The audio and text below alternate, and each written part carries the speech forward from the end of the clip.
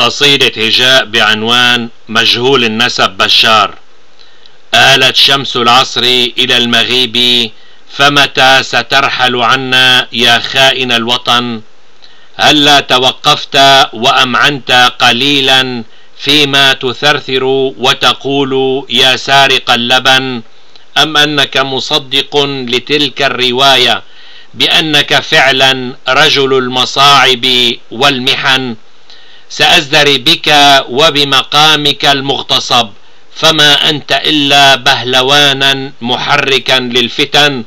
لا تزين خطابك وتجمل محياك بجميل، فأنت قذر بشهادة القبيح والحسن.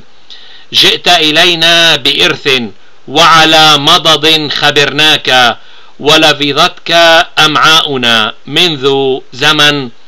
رقبتك أثارت انتباهي بطولها، فأسرعت إلى المناخلية وأحضرت الرسن لتكون طائعا في يد أسماء تسحبك بلطف في الخفاء والعلن.